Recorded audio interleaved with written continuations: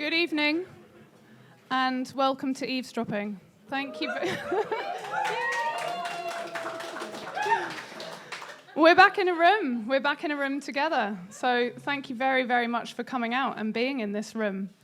To tell you a little bit about eavesdropping, well, maybe I should introduce myself. My name's Juliet Fraser, and I am the artistic director of Eavesdropping. And we started in 2017 up in a leaky little chapel in Bethnal Green. And the idea was to give a platform to artists working at the experimental edges of various different musical genres. So what we try and give you each festival or each season is some surprising combinations of delicious artists doing deliciously alternative things. Yes, I think so. And we have a really nice double bill for you today. There was a little swap around with the programme because of the threatened train strikes, but in fact we've ended up with a really beautiful pairing of Amrit and Silvia, both of whom scrape things and sing. So we've ended up with tonight a sort of double bill of string and voice, and tomorrow we've got a double bill of kind of ancient and new horns, if you call a saxophone a horn, which many, many people do. So this is night one of our 4-day festival. We're delighted that you're here with us. And to set us off, I'd like to invite Amrit Kaur up on stage to do her set. Thank you, Amrit.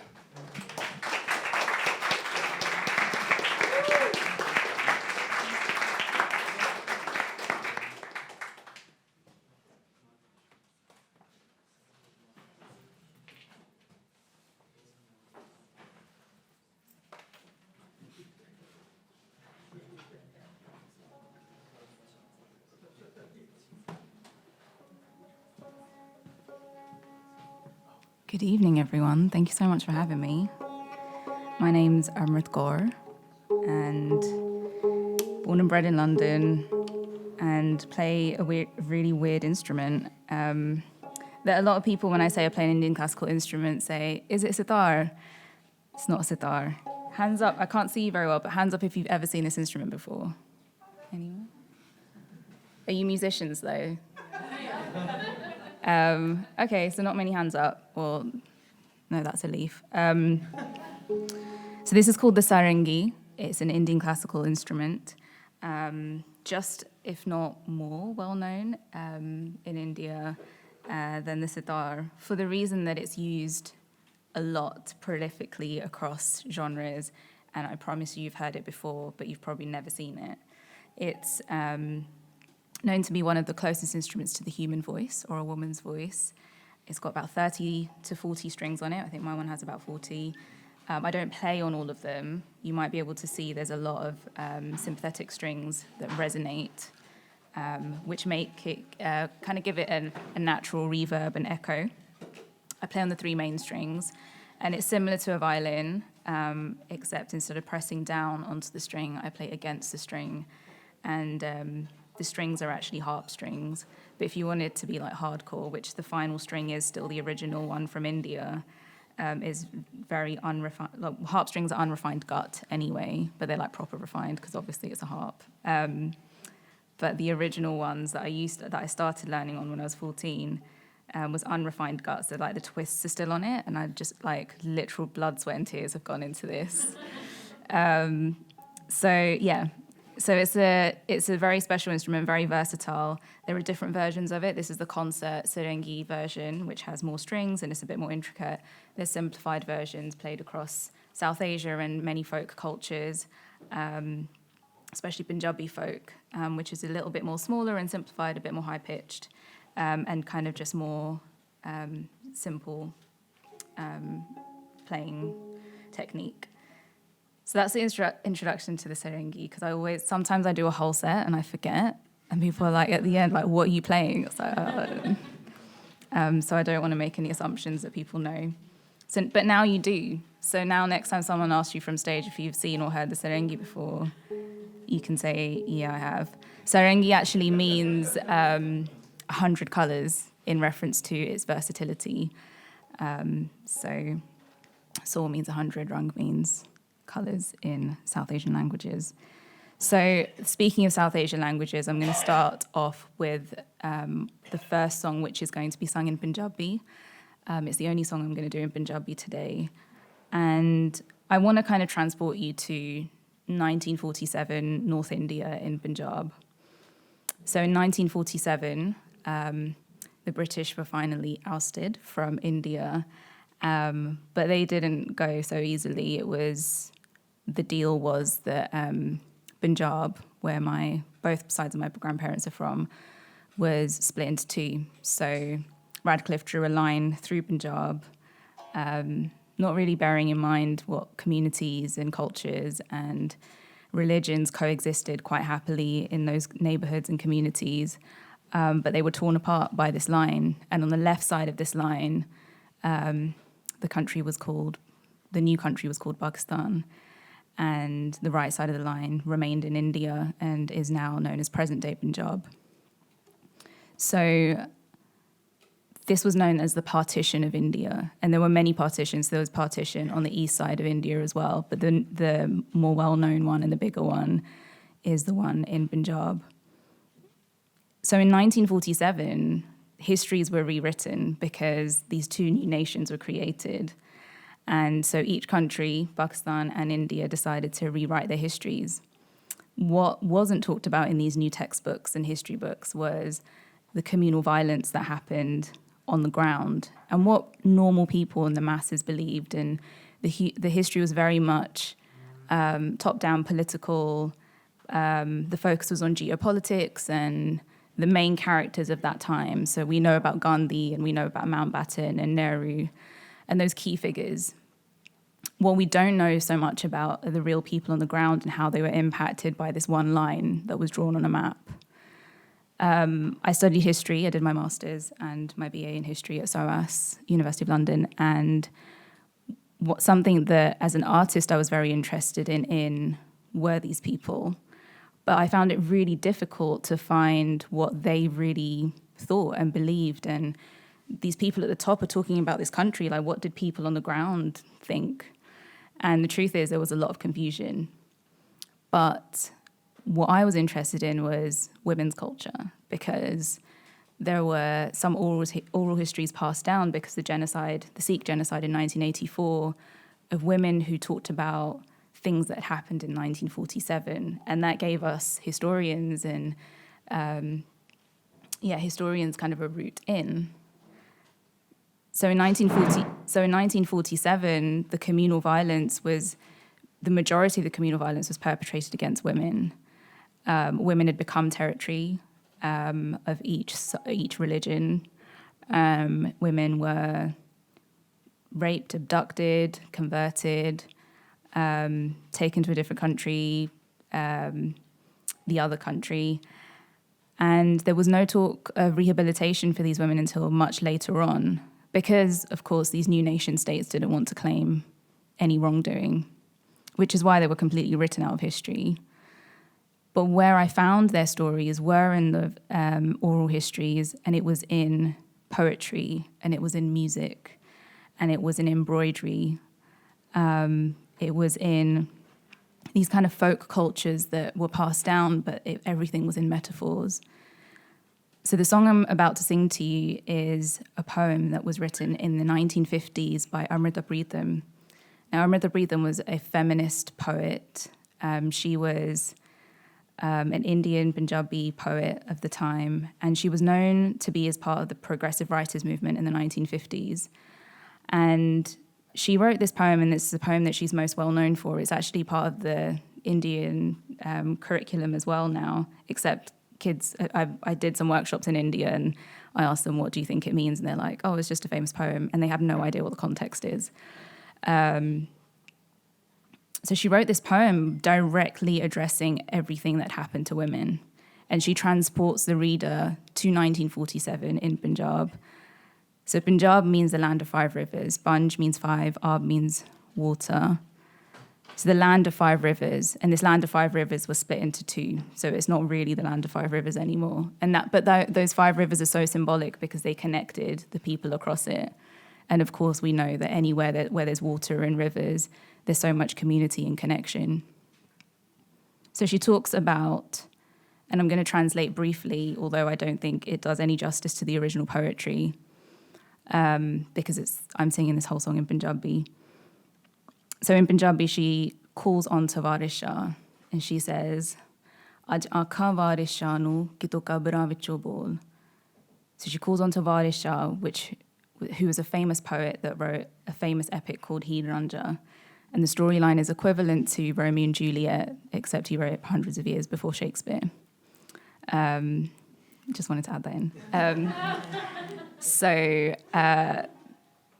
And she calls on to Varisha and says, Varisha, you wrote an epic for one woman.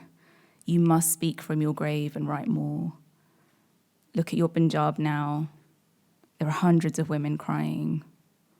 You must speak from your grave and write more. And then with each line, she describes the rivers of Punjab are now filled with blood, and the people that we considered brothers are no longer brothers. And she kind of line by line describes these very mundane things that are no longer normal anymore. A word that you'll hear a lot in this poem is bol. Bol literally translates to speak. And it's repeated quite a lot in this, and it translates to speak in, I'm pretty sure, most South Asian languages. So there are hundreds of languages across South Asia, and bol is in a lot of them. So yeah, I was at SOAS. I directed the music for a play on 1947, and at the time I discovered this poem, and I searched for different musical versions because as a musician I was just so interested in, I wonder if there's a version where a woman's reciting it or a woman singing it, and I couldn't find any. I found a version that was used in a film with two brothers singing it, and I just knew something in me was like, I need to just do this myself. And I can't say where it came from, but I know that I wanted to do justice. I wanted the composition to do justice to how powerful the poetry is, to the point where it can transcend any barriers that language create. And ever since then, I've performed this in every set that I've done across the world. And it's resonated with so many cultures and stories, even without understanding literally what the words mean. So I hope I can do that today. And this song is called Five River Flow.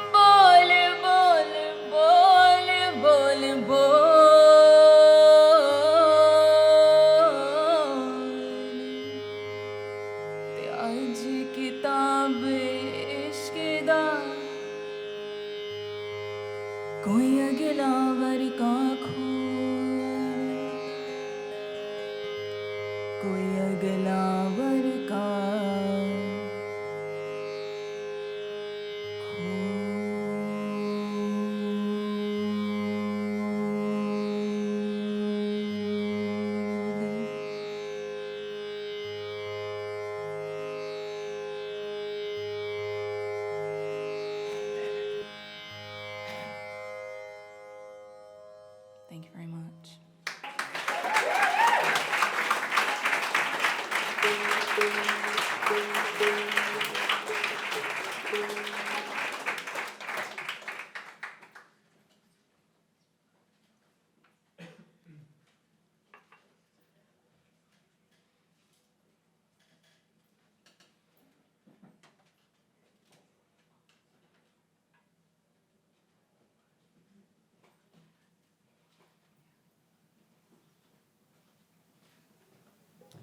So this next song is in English.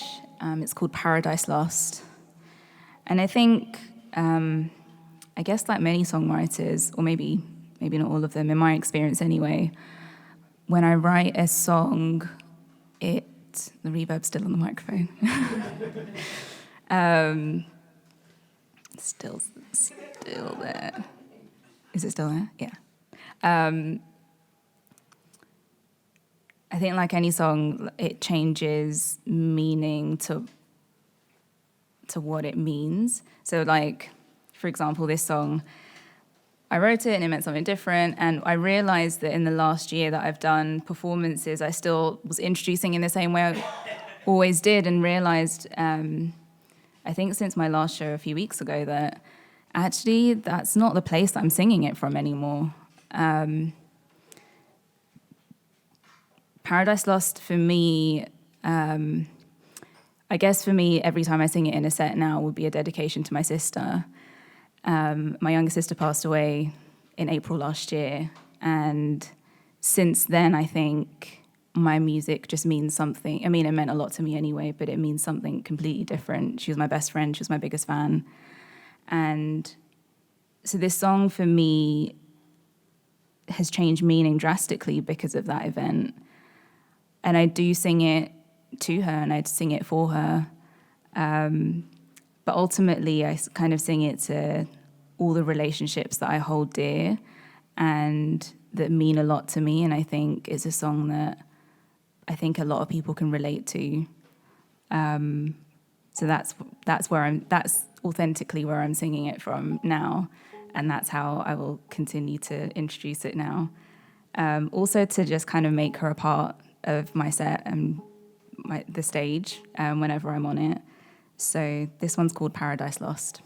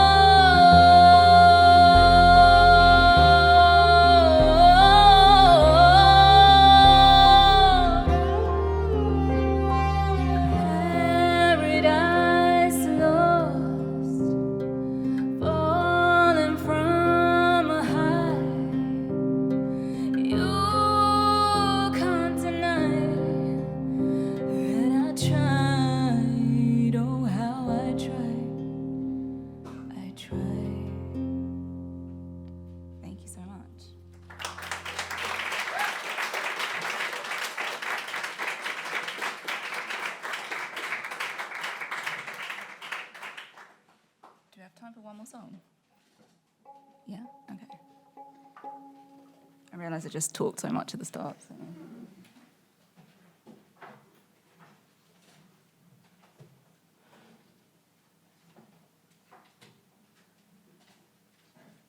I always do this thing that really stresses my guitarist out. I don't actually decide the set list in advance. Like even now, I'm like deciding what song I want to finish with, just based on how I feel.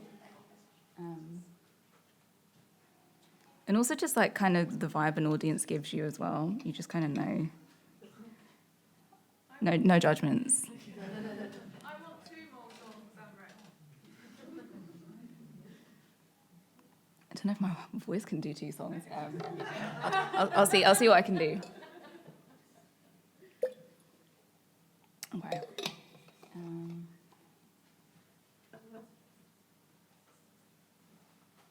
I've got the backing track for Wonderwall.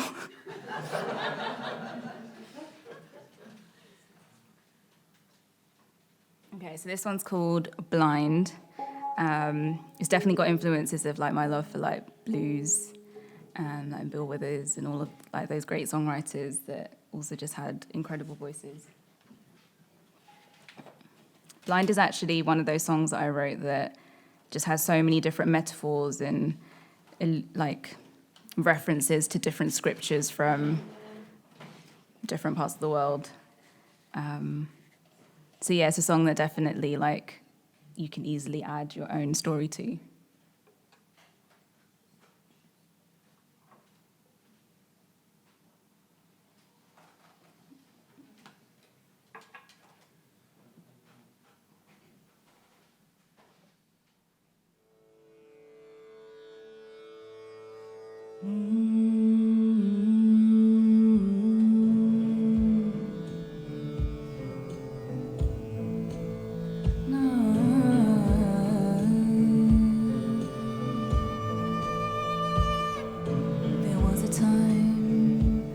Tried to be everything.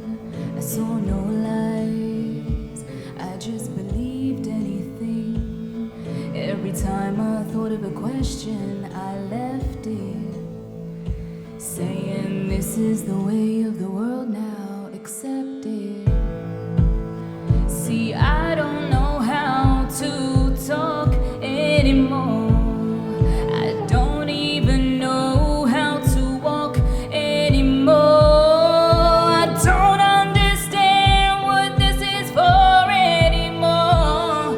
Playing God just won't work anymore. So take me someplace everybody's blind. I wanna go somewhere they won't mind me, where they won't know who I am. So tell them not to try and find me, 'cause even I don't know where I am, 'cause even I don't know who I am, even I don't know.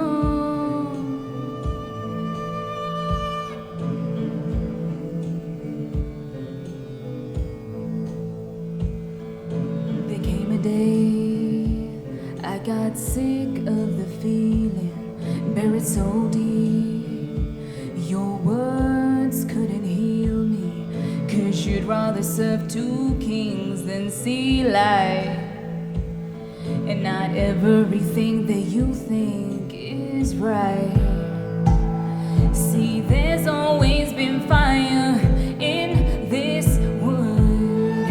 I might have shown you if I could. There was always water in my earth. I let myself forget my worth. So take me someplace everybody's blind. I wanna go somewhere they won't mind me,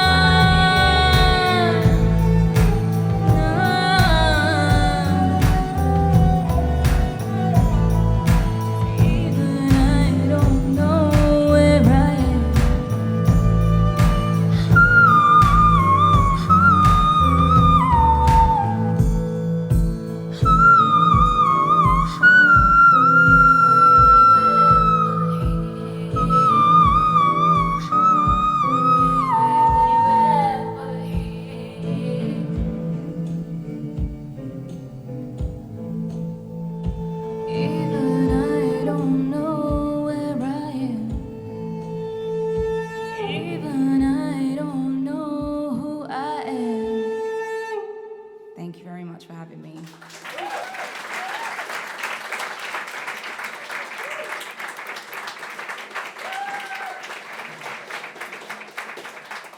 Thank you so much.